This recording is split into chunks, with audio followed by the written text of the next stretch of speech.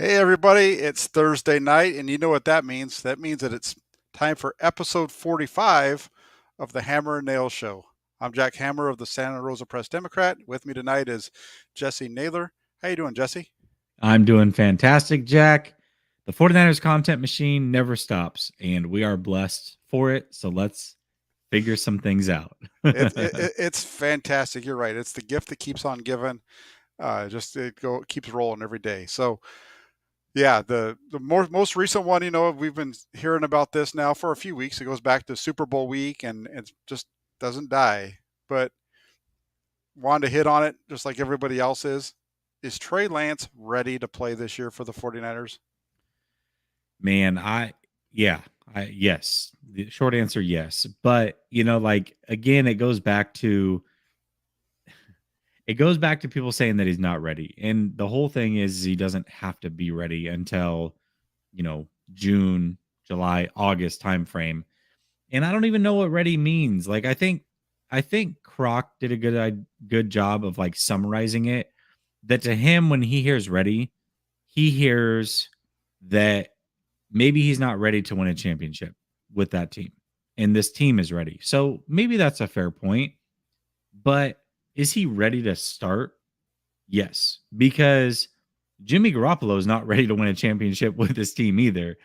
And I know that it's such a small sample size, and this is not how things work, but I'm gonna throw it out there anyways because I was surprised by the production for a guy that hadn't started at all. But when I took his 6 quarters of basically being the quarterback, so 2 against Seattle, 4 against the Texans, 4 against the Arizona Cardinals. I removed every other stat that he'd had. So the touchdown pass in the Lions game, the running touchdown against the Packers, I removed that. And he's a 4,000 yard passer and a 1,000 yard rusher. Like, again, that's not perfect science. Like, that doesn't necessarily hold true. But at the same time, like, I could see where that would hold true because he also is going to improve as he plays. It's not like I don't expect him to get worse. So like when I look at that and say, okay, well, hold on. His rookie year or his first year starting, I should say, not his rookie year, if he can put up numbers even close to that, he's already better than anything Jimmy was giving them. So to me, yes, he's absolutely ready to start. Is he ready to start like Tom Brady's ready to start? No. Is he ready to start like Aaron Rodgers is ready to start? No. But is he ready to start like Jimmy Garoppolo is ready to start? Absolutely, he is. Yeah, and I think you kind of answered the question because I had this discussion with Grant on Tuesday. We keep hearing the term ready. What does ready mean? And when we were having our discussion, I said I think ready means that he's got to be able to play at the level or better than Jimmy Garoppolo because that's kind of where they are, right? That's where the 49er whether he's whether he's ready to win a championship or whether he's ready to whatever other term you want, he just needs to be able to come in and play at the same level that Jimmy Garoppolo provided for the 49ers in 2019 and 2021 particularly, right? There were some other times around that, but those were the main 2 years.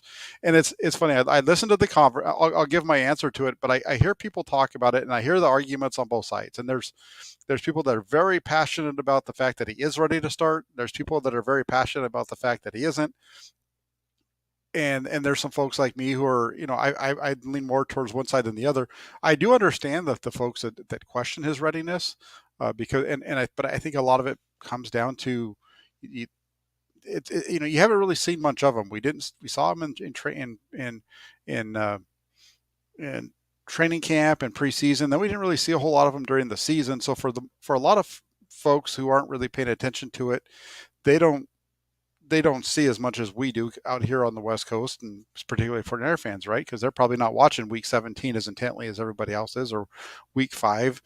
They're seeing Justin Fields and uh, Lawrence and all these other guys that are out there playing week after week and whatever's happening. And at the same time they're saying, well, he can't even beat out Jimmy Garoppolo, so he must not be ready to play. That's what Steve Young said, right? And uh, I think he's ready to play. You go back and you look. All you need to do with Trey Lance to know if he's ready to play is look at where he started the season off back in August, and look where he was the last time we saw him play on January 2nd. They might say that he's not ready to play a championship caliber, but they need to realize that this is a guy that the 49ers went in week 17. I understand they kind of had to because of the injury to Garoppolo, but they went with him in week 17, which was a must-win game for the 49ers, as close to a playoff game as he's going to get in. And he took the team out there and they won a game against the Texans team that, when you compare his numbers against every other quarterback that was a rookie, from his class, along with others, he had great numbers, or terrific numbers, very, very much comparable to the top guys that went up against Houston. So is Trey Lance ready to play? I think he is. I think he's ready to come out. He has 6 months to get ready before training camp, about 5.5 now. He's going to be ready to play. Yeah, and that's the thing, right? Is it's like everybody says, well, it's just Houston. But you're right. I mean, when you look at Herbert, Allen, Lawrence, Mac Jones, like they all played against this Houston team, and not many of them fared better, right? And so Russell Wilson's another one. I think only like one guy fared better than he did against them. So yeah, I mean, he's ready to start. And the only way you get ready to be a champion and win championship football is to play. And he's going to have to work through those things. And honestly, by the end of the year, I would take his readiness by the end of next year, going into the playoffs, assuming they make it, over what I saw from Jimmy this year. Like, I believe his readiness to win a championship would be at a higher level at that point than what Jimmy's was going into this playoffs. Yeah, I could see where you might say that, and that might be the case. That's what's going to be fun to see it play out, right? Is he going to be able to be better than Jimmy Garoppolo? The team around him is certainly in a position to where they should, if he's playing at the level we expect him to play, then I would agree with you. I mean, if he's playing at the level we expect him to play, that they would have beaten the Rams back in January to get to the Super Bowl this year if he's playing at the level we think. Because for me, he would have hit the throw to George Kittle in the beginning of the game. He would have hit some throws down the field that Jimmy Garoppolo didn't even try. And so that's why I made that comment. When we look at, is Trey Lance ready? Is Trey Lance ready to come out and lead the offense to 26.1 points per game? Is he ready to come out and win 69% of his starts? Those are the two numbers that he needs to be better at, right? It's really, he needs to be better than 10, which is the number of wins they had this year, and he needs to be better than 26.1, which is what the offense scored when it was just Jimmy Garoppolo. That's not including the games that Lance started, because remember, they didn't average that number with him. So we'll see how it plays out here in 2022. Yeah, absolutely. And that's the other thing too, is it's like, you just never know what's going to happen, right? Like, they could have a field of injuries this next year. They could miss the playoffs for a multitude of different reasons. And Trey Lance still could be better than Jimmy, but they don't fare as well. So it's like, it's we just have to wait till it plays out. Like, I'm like really excited, hopeful that it's Trey Lance, so that we can just kind of lay this to rest, figure it out, and then know what he is, know what he isn't. And then, kind of go from there and critique him at face value for what he is. But then there's that Tom Brady thing that's still lingering. So it's like, are we gonna see him? I don't know. So it's like, I don't know exactly how to feel about that situation. But the possibility is there, and the way that I see it is, hopefully we can get our eyes on Trey and start to figure some things out for sure. And I certainly like his situation that he's in. Certainly like the team that's around him and the coach that's around him. And I'd be willing to bet that him in that situation, even as a first-year starter, will be better than what Jimmy does with whoever he's playing with. Yeah, I'm just going to make one last comment on it, and that's that when you look at Lance and what he brings to the table, he needs to if he just goes out there and does what he's supposed to do. The 2020 team, for example, and you talk about injuries and things like that. So that's the direction I want to take this. Mm-hmm. When you look at the team in 2020 that had all those injuries, if they just had a competent quarterback, even with all the injuries, that team probably makes the playoffs, because that's the difference that you would expect between a guy like Jimmy Garoppolo or Trey Lance compared to Nick Mullins. Yeah, and CJ Beathard at the end of the season, and you got, and even with those guys, those teams were right there in ball games, And so if they just had a quarterback, they probably even make the playoffs then. So that's why with Lance, or you expect Lance to be the quarterback. If it's Lance, I would expect him to be able to put up some numbers and do well. Uh, Real quick before we jump into the other topic, I just want to throw these up real quick because we had a couple of super chats. First off, when 49ers First Takes, thank you very much for the donation, Aaron. He says, all my favorites streaming tonight. Love and support my brothers. Really appreciate it. Thank you so much. That's really generous of you. Aaron's And this, awesome. yep. And the same thing here with Sean Plunkett. This is the first time I've seen Sean on my channel. And great to see you, and I really appreciate the donation there for $20. It really goes a long way. So thank you. Uh, you'd kind of mentioned there, Steve, you had mentioned a quarterback who Tom Brady. we'll see where he ends up. Oh, It's Jimmy Jim, Garoppolo. and that's Jimmy Garoppolo. And where he might land, that's all up in the air. And the topic here is, can the 49ers get a first round pick for Jimmy Garoppolo? Or maybe it could even be, do you think the 49ers will get a first round pick for Jimmy Garoppolo? Man, there was that Schefter interview, obviously, that came out, and he started to put the kibosh on things like, well, if they don't get what they think he's worth, like he may be back. I feel like the 49ers know what he's worth, right? And they're going to do everything they can to pump that value between now and then. They may be a bit stubborn in negotiations to begin with, but at some point, like, he's going to be gone. And I can't see a first round pick. I would be floored. I don't know what the bet is.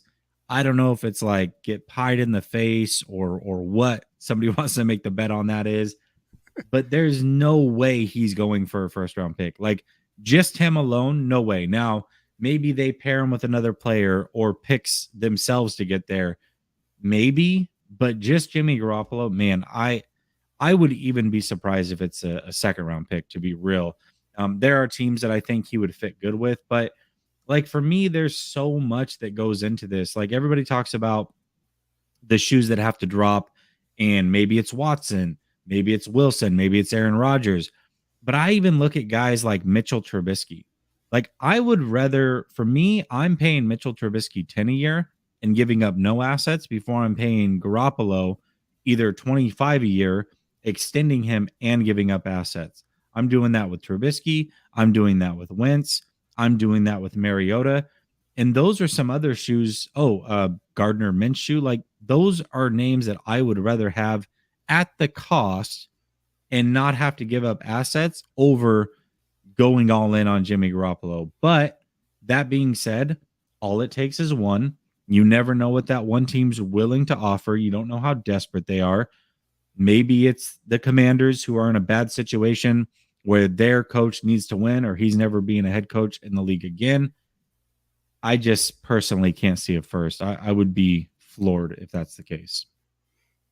Okay, and let me give you my take on the way that this goes. First off, that the 49ers, well, the report last offseason was that the 49ers wanted a first round pick for Jimmy Garoppolo.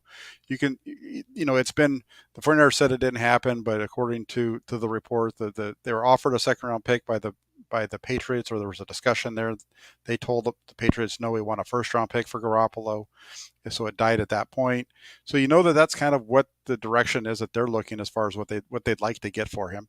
And the only way that this happens, I think, is we saw a little bit of it this week with Aaron Rodgers. If Aaron Rodgers takes himself out of the mix, if he retires, I think at that point Jimmy Garoppolo becomes the top guy on the market in terms of the veterans that you can get who are known trade commodities. Because if Rodgers doesn't move and Russell Wilson says that he's staying in Seattle, which it doesn't look like there's going to be any change there because there's been no change with the coaches, there's not very much out there. And so if you're a team that feels like you're a playoff team that can just need the quarterback to get you over the top, Washington would be one of them. Pittsburgh is one. They were in the playoffs, and I think Garoppolo, even for all of his warts that we point out in San Francisco, is a better quarterback at this stage than Ben Roethlisberger was. I think the way that the 49ers could get that first round pick for Jimmy Garoppolo, and if they have to be willing to do it, would be you take a third or a fourth, like you said, in this year here in 2022, and you take a conditional second for 2023 that could turn into a first if he plays 75, 80% of the snaps. And that's always been the issue with Garoppolo, right? The teams have always been nervous about, or even make it a fourth that can turn into a first if they play at that level, right? So that way the team that's you're trading with has a little bit of room so that if things go bad, it's not going to blow up in their faces. But if it goes good, then they're going to pay for it, right? That makes kind of sense, I think, in that standpoint. And the other reason is because if you're a team that feels like Garoppolo is going to take you over the top, that means that you're expecting that pick to come late in the round. And there's not really a lot of difference between a pick at number 27 from a pick at number 33 or 38. And there's not a whole lot of difference between those picks. And so that's how I think that there might be a way that the 49ers are able to, get what they're looking for, which is a first for Jimmy Garoppolo. And I think the 49ers feel like that's something that's possible, and they just need to let this thing play out. Yeah, and a compensatory pick, especially a future one. I mean, that's not exactly outright a first. Now, it could ultimately end up being that, right? But like, even if you trade a first rounder or a future first rounder, you always back it down one. So, for example, if I trade a first rounder this for next year's draft, it's worth a second rounder this year. That's the way that the NFL values it. They've got a whole chart that they do. Sure. So I could see I can't see that scenario, but I understand what you're saying. I do believe that their best option, in my opinion, would be some sort of option like that, where it is a compensatory. It is worth X, and it could escalate to Y, whatever that is. Whether that's a fourth that escalates to a third, or a third to a second, or even like you said, a fourth that could escalate to a third, second, or first, depending on what happens. I think that's where they're going to find the most value, because I think most people or most teams are certainly willing to give up future picks, and based off of what they get in return, then it's a fair trade. If Jimmy performs at this level, he's worth this. If he performs at this level, he's worth this. You're happy, I'm happy, and that's the best way to go about it. So I definitely could see a situation where it is a future compensatory pick.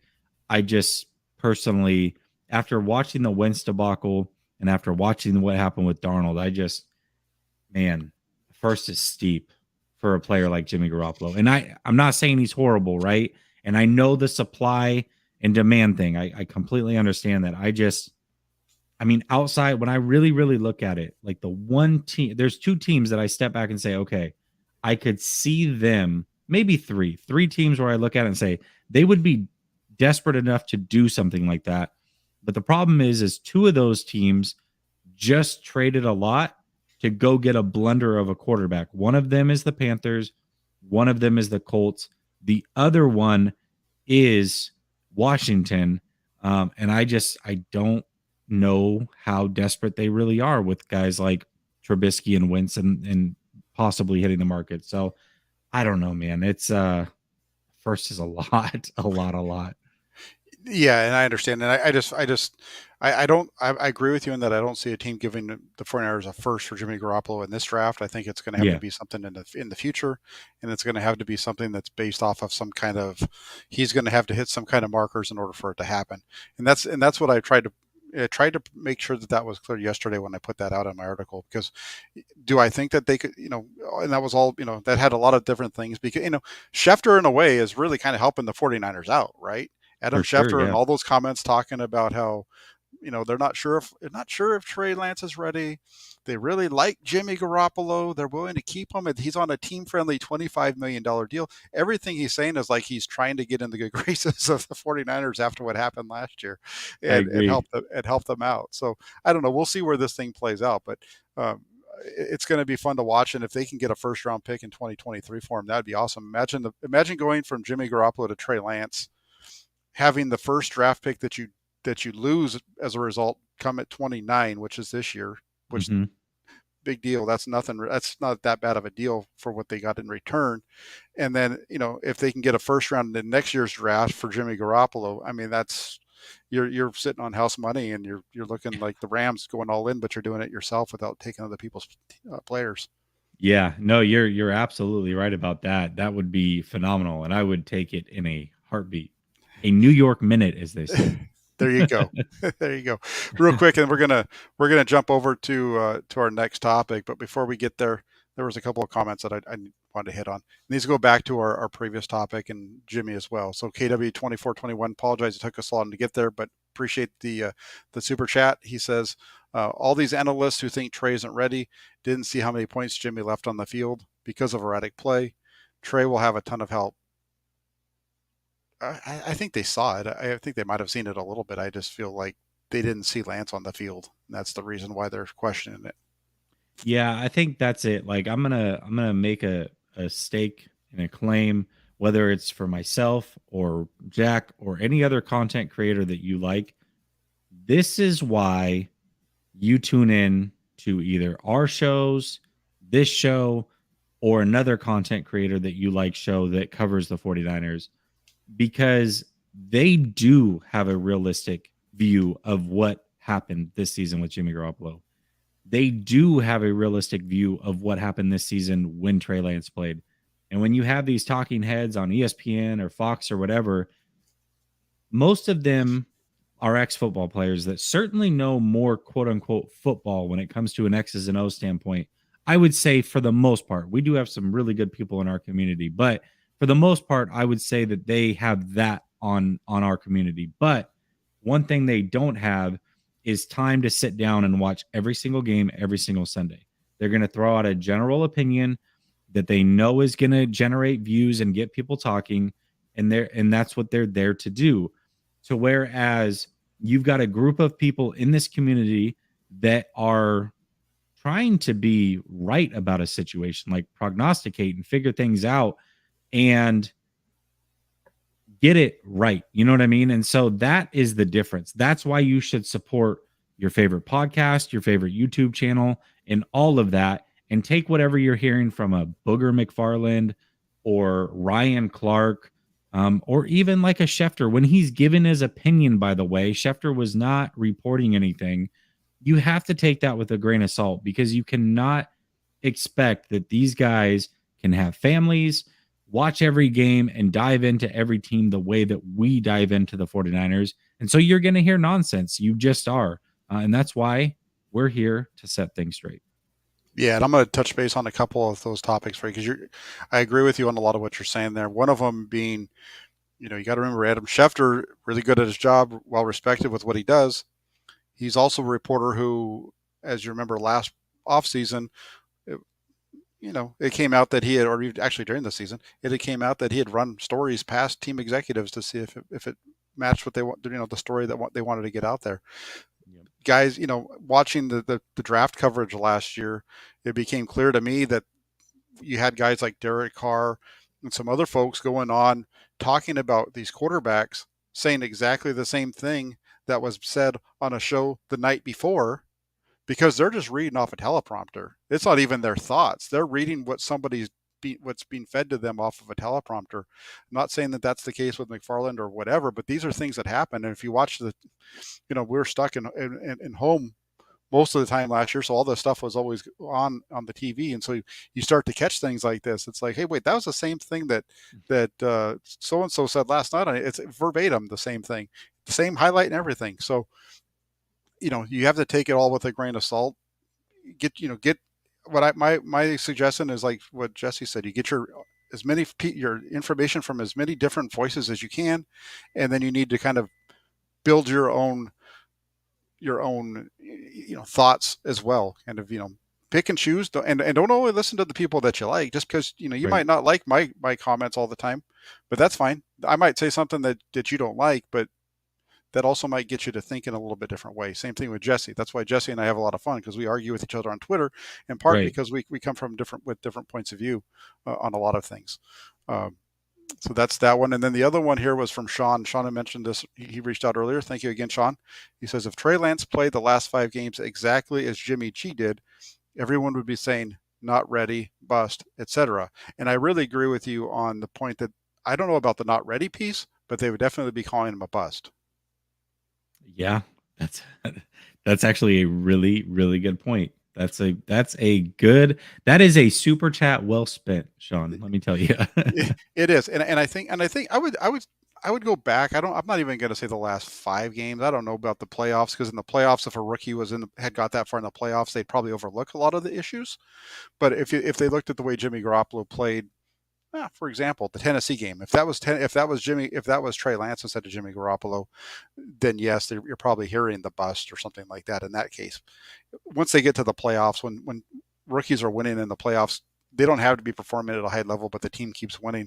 A lot of times they get more credit than they deserve. Like if Mac Jones had won a couple of playoff games, you would have heard a totally different scenario Yeah, around him. that's a good point. Yeah, that's a good point. Yeah. All right. Awesome. We're off to a good start. And Jesse and I haven't argued too much yet. Not Um, yet. We still got time. yeah, we do. We do. Don't worry. That's coming, guys. I promise you. Another topic that's come up this week is John Lynch. And John Lynch going back to the broadcast booth. I'm not sure uh, if you've heard, but there was a report actually today that came out from NBC Sports in that um, Amazon is trying to get a broadcast crew together for their Thursday night broadcasts of the football on Thursday night for the NFL, and they actually approached John Lynch to come in and join their booth, and he declined. But this is a situation that hasn't gone anywhere because Lynch didn't say that he's not leaving when he was asked that question at the end of the year. Yeah, well, Lynch kind of gave the old Tom Brady retirement speech. Like, I'm not saying I'm not leaving, but I'm here for now. Like today, I'm here. Tomorrow, who knows? And it's crazy because you've heard a lot about Amazon reaching out, whether it's McVay. That was the rumor right after the Super Bowl was like, oh man, McVay might leave for the broadcast thing, and it would be Amazon that tries to pick him up, and they'll pay him X, Y, and Z. And you've heard it for with Peyton, and the fact that they actually had a conversation and Lynch turned. I got to be completely honest here. I am surprised that Lynch turned it down. I really am because being a GM is a grind. Like it is a full on grind. You can see how these people age in just 2, 3, 4 years. It's a lot, and it that says a lot to me. Whether John Lynch is just here for this season or next season or whatever, if he stays for one more season under these circumstances, knowing that he could easily go to the booth and make that kind of money, take kind of the quote unquote easy way out as far as life's luxuries, that says a lot about who he is. I mean, this man's a true competitor and really is in it for the right reasons. Now, that may only last a season, and that's cool, but I do have to give him some respect for that because if that was me and you were offering me probably double what I make and my life's going to be easier, no brainer. I'm out.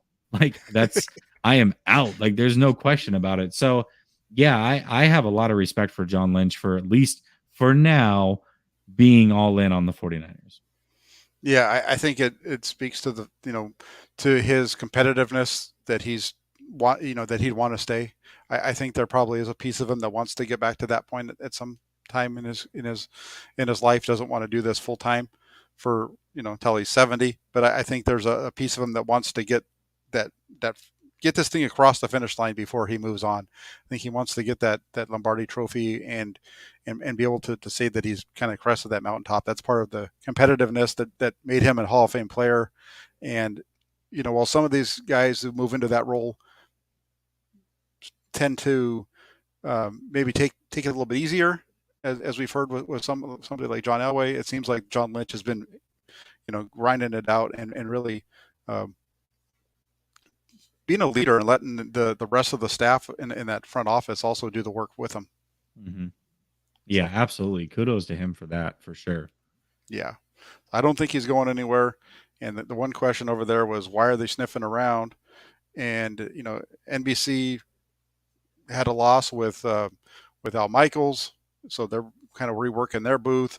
ESPN's been awful on Monday Night Football. They need to completely revamp that thing. Last year's booth was about as bad as it gets, and so they're rebuilding that. That's why you see Troy Aikman getting over there, and Amazon doesn't have one for their broadcast, so that's why they're just trying to build it up. So that's why we have that one there. And then before we jump over to the next topic, we had another super chat. Thank you, Keithy7, and really appreciate it. He says throws out a trade. He says Armstead, Jimmy, plus 1 or 2 mid to late round 2023 picks for Derek Carr and Max Crosby.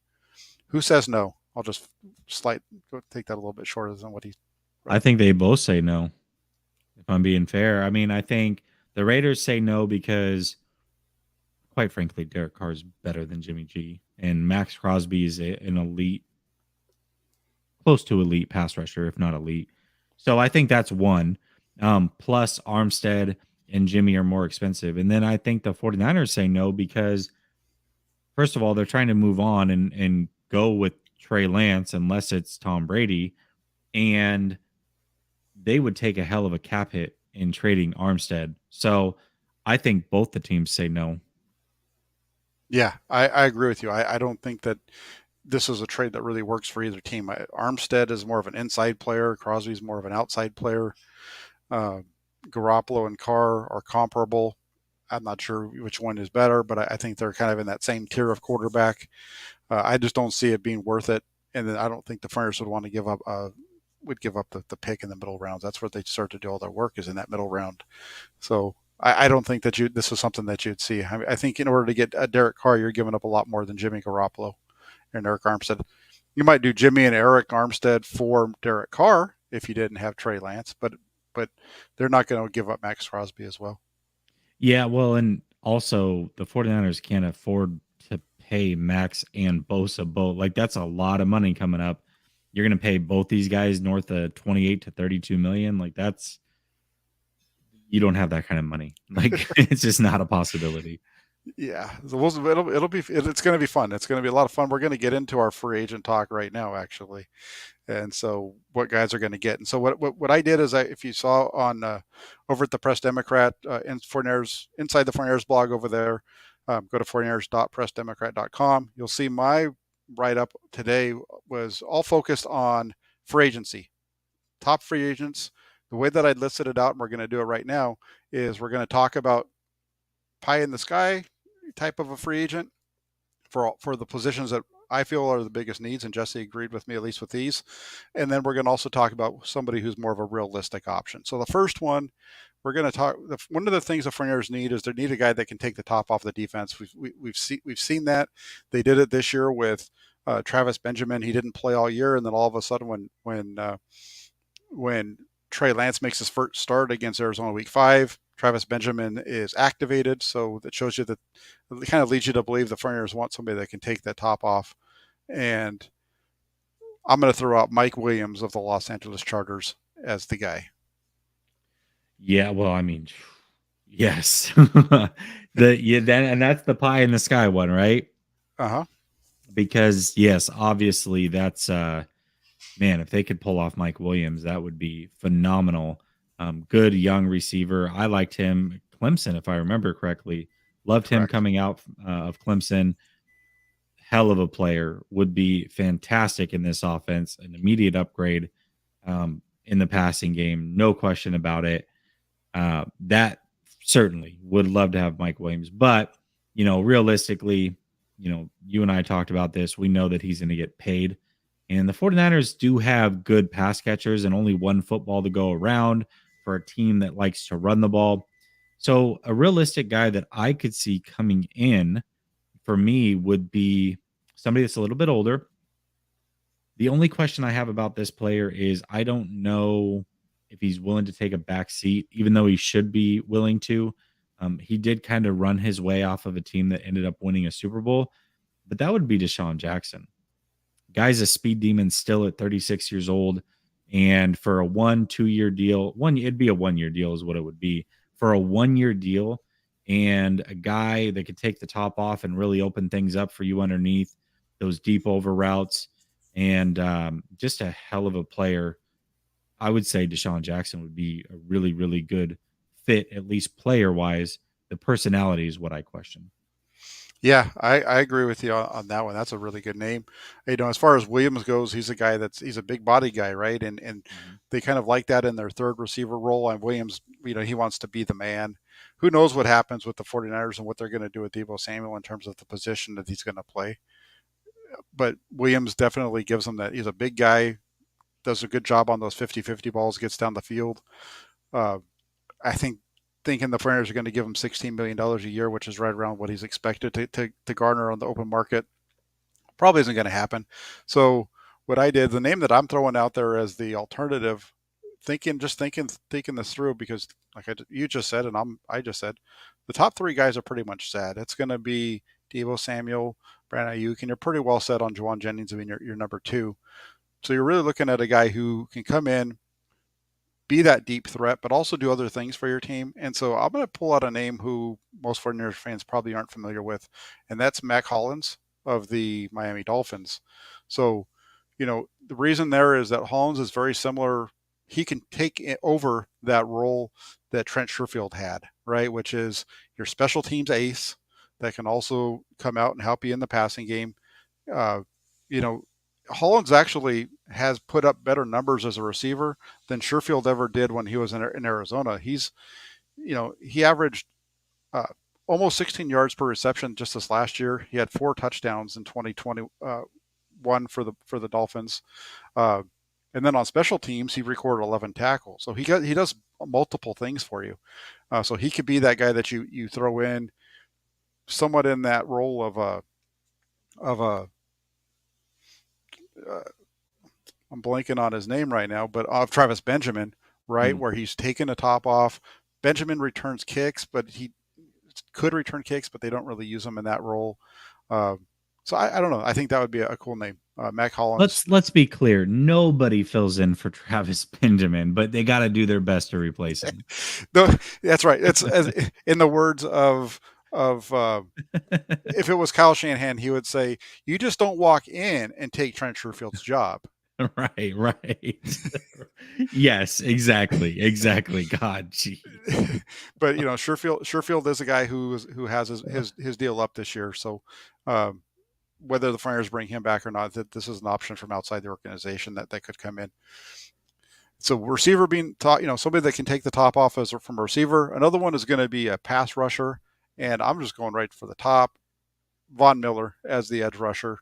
I was Yep. thinking of going with Chandler Jones here, but then you start looking at the two, and if you're going to be spending that kind of money that these two are expected to get on the open market, why not go with Miller? If you look at his cap valuation on like over the cap, he's at like 15, 16 million, and Jones is at about 11, but you're getting a lot more productivity out of Miller. Well, and they're both right around the same age. It's not like Chandler They are. Jones is way younger by any means. So, yeah, I mean, Von Miller would be a hell of a name. Plus, I mean, I guess either way, you're taking technically a weapon away from your opponent, but the Rams are the team that you're gunning for, not Arizona. So, yes, that would be a huge win. A guy that I've had my eye on ever since we knew that Brady was leaving is a player that's won a couple rings, still productive. Had a bit of a down year this last year, but is still only, one season removed from 9 sacks. You put him with Kosaric, you put him with Bosa, and he can play all 3 downs. I mean, even though he missed, I think, 5 games last year, he still played around 74% of the snaps, and that's Jason Pierre Paul. I would love to have him on this team. He's not going to cost a ton, I wouldn't imagine. And I just think that he would be a great pickup for this team. Now, again, I'm throwing out guys that are, probably a little bit older. You can get for cheap 1 year deals and, maybe kick the tires after that for an extra year if it worked out. But I'm okay with that. Like, I feel like this team has its core group of players, and you got to go out every year and find your hired guns, guys that you can bring in and guys that you're willing to let walk the next year and kind of retool every year. And I think for me, like, that's how I would like to continue to build this team is guys that you're not hampered with, guys that can be productive for a year or two, and then you can dump them. So yeah, Jason Pierre Paul for me would fit that perfectly. That's a good name there, Jason Pierre-Paul. Do you happen to know what his estimated value is? I can look at it. Okay. See here. Well, It is. while you're looking that up with Pierre-Paul, because we can come back to it because I do like that Yeah. name. The one that I have is, and I cheated a little bit on this one, and I went with Samson Ebicom, just bringing him back. I mean, Yeah. he's already under contract for this year. His contract and his cap hit calls for him to be at I think it was 8.3 million, right in that ballpark. You could get him extend him for another year. If you can drive his number down to about 4.5, which is what his valuation is, I think that's fair. Um, because this is the guy who when you look at what he did over the second half of the year, once he became a starter, he played very well for the 49ers. I think he had 14 hits over the last 14 games, 6.5 sacks over that time, including the postseason, obviously. So I think I'm really high on Ebicom. You saw him, the more he played, the better he got. He's somebody who hadn't been just an every down pass rusher before this year, and he really seemed to kind of grow into that towards the end of the season. Yeah, absolutely. I think that's definitely. I'd love to have him back, and I think he does fit that role very well. He's young, and knows the system. He's still growing within that role, and to see the strides that he kind of made towards the tail end of the year is certainly encouraging. They've got him at 10 million. I would, again, in this climate, 33 years old, coming off of a year that wasn't very productive for him at his standards. I think he only had like 3.5, 4 sacks. I don't think he's going to get anywhere near 10 million, but maybe somebody pays him that. Yeah, we'll Jason see. Pierre-Paul, I'm talking about. Yeah, exactly. And we saw Michael there, so he mentioned it as well. So yeah, no, that'd be a great one. Give him a bunch of high fours and everything else, and go Yeah. along. I know I'm a jerk. All right. Moving on to cornerback. The corner, this is an interesting one because there's a lot of folks who feel like the 49ers need to improve at cornerback. I'm not sure if it's as big of a need for the outside corner as some people might think, but if they're going that direction, one of the names that you can throw out there, and these next two are, if you follow me on Twitter, you're probably going to know who my next two are when we get to cornerback and safety. But for me, if I was looking for a cornerback to come in and join this team, it'd be DJ Reed from Seattle. Just his ability to play both inside and outside, I think would be helpful. It fits with what the 49ers like in terms of their versatility and positions. And on top of that, he's a guy who played better on the left side of the defense, which works out well with the 49ers. Excuse me, the right side. The right side. He played better on the right side than on the left side, which plays out well because the 49ers already have a good quarterback over on the left side in Emmanuel Mosley. So I really like what DJ Reed could possibly bring to the table. Yeah, absolutely. I mean, I would not be upset at that at all. A guy that I've had my eye on, and I've been talking about him since probably mid-season. This conversation came up about corners, and this is again another veteran guy, not quite as long in the tooth as the last two that I talked about, but this is somebody that has always been healthy. I don't think he's ever not suited for all 16 games in every year of his career, and as a veteran can compete for that outside spot, may or may not win it, and either way would either push like a Ambry Thomas to the bench, or he would be on the bench, and I would love this to be the first man up. That's Kyle Fuller. I think Fuller can be had. He's going to play this next season at 30 years old. Again, health is a big thing. And he lost his job in Denver because there's some good corners over there. I think that'll drive his market down a little bit.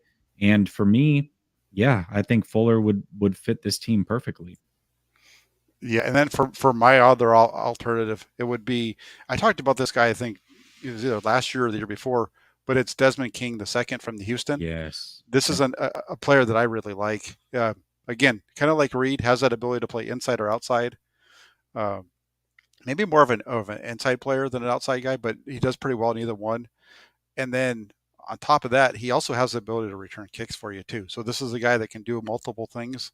Uh, and if you watch the 49ers, you know that he did well against the 49ers. He intercepted Trey Lance in the second, I think it was the second quarter. Mm-hmm. He had that interception of Trey Lance. He had 3 on the season. Um, as a slot corner, he played really well. He's really good against the run. He ended up with 93 tackles last year. He's just a guy who I think would be a solid pick if you're able to bring him in on a cheaper deal and have him compete for that uh, with Ambry Thomas for that second role, and if not, kick him inside and have him play in your slot. Yeah, 93 tackles is a lot for a corner. And in this defense, I feel like you definitely want somebody that will tackle for sure. And I'll throw out another player as well. This is somebody that was on the market forever last year. And I was pounding the table, please sign this guy. He's going to be cheap. And they didn't do it and ended up playing pretty good. And we saw it firsthand in week 2. That's Steven Nelson. I mean, he's, another guy, 29 years old, Played all 16 games last year, I believe, or played 16 of the 17 games last year. And he, I think that this would fit. So all four of those guys, I think four great names that I would love to have any one of them for sure. Yeah, it'll be a lot of fun. And then um, one last name. We'll get into our last one here because we're getting towards the time that we need to get off. We're going to jump over to safety, and we're going to go with. I'm going to go with Justin Reed again from the Houston Texans. It kind of shows that the Texans I just talked about, the Texans had a pretty good secondary group. Justin Reed is a guy who, when I watched him live against the 49ers, the thing that jumped off to me was the speed that he was able to pursue with his ability to get from center field to the flat and make tackles on guys like the quarterback there, Trey Lance, or make plays across the field, and deep passes and get from the middle to the sideline. I thought that was pretty impressive. And if they could bring a guy like Justin Reed in, that'd be great. Plus, on top of that, Reed's only missed 8 games in his career, and he's played 85+% of the snaps all 4 seasons. I think that's a great name, and I'm actually right there with you. That's exactly who I would target as well. I think that he would be perfect for that.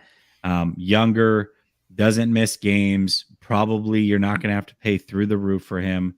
I think that is a fantastic pickup, and I would be completely on board with it for sure. Yeah, and the cool part is I thought that his valuation would be higher, but I saw it today. It was only 7 million. I thought he would Yeah, have been in like the 10 plus because of what he's done. The one thing with Reed that I'd be nervous about is just his wanting to even come to San Francisco after the things that happened with his brother when his brother was brother, here. I know. So that's the only thing. But maybe he's his own person. He played at Stanford. Maybe John Lynch can reach out and use the you know extend the tree branch out there Mhm. and drag him in, and that would be could be a big signing for the 49ers. Yeah, absolutely. And, this is a different regime as well. So, yeah, I would imagine that whoever's willing to pay him what he thinks he's worth, he's probably willing to come play for that team. But that is something that crossed my mind as well. And I don't know how strongly he would or wouldn't feel about it for sure.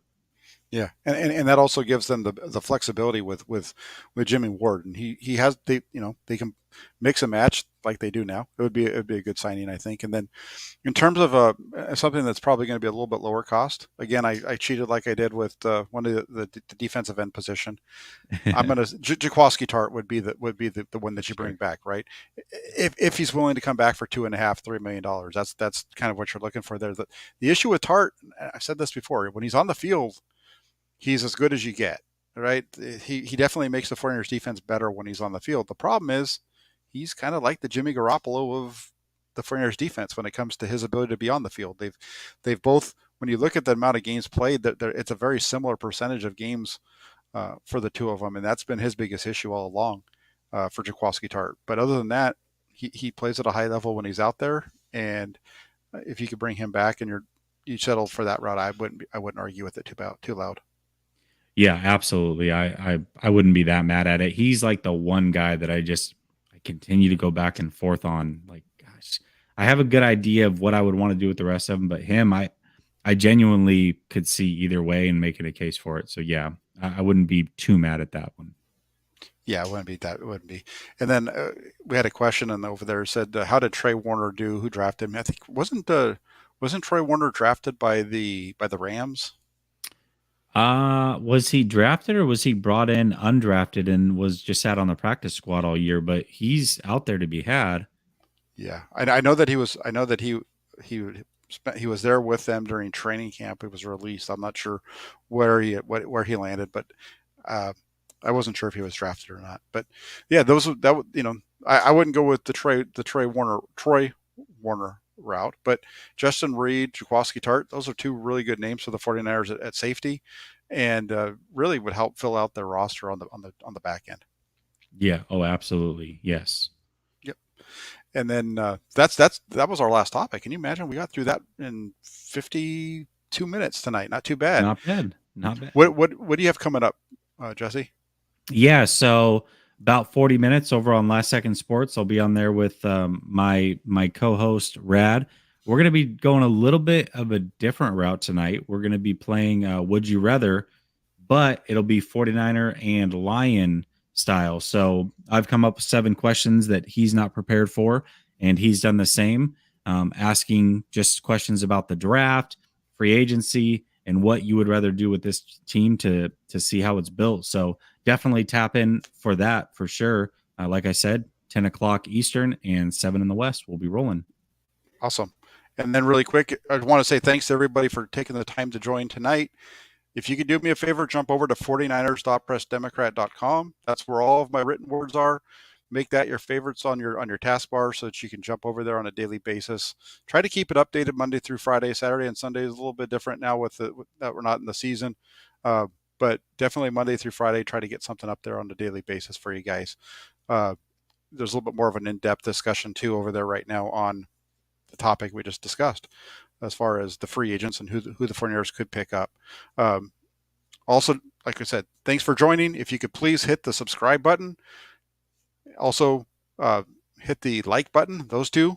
And then also while you're at it, hit the little bell notification so you get notified every time we go live. That'd be fantastic. That way you never miss a show. Otherwise, Jesse, thank you for taking the time to jump on with me. Episode 45. I can't believe it.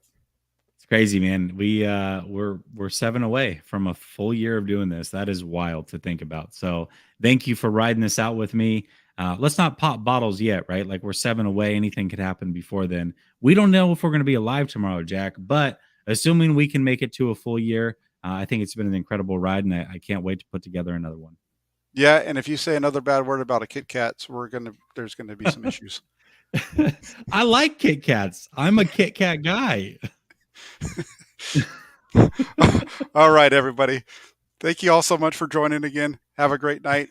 We'll be back soon. Take care, everybody.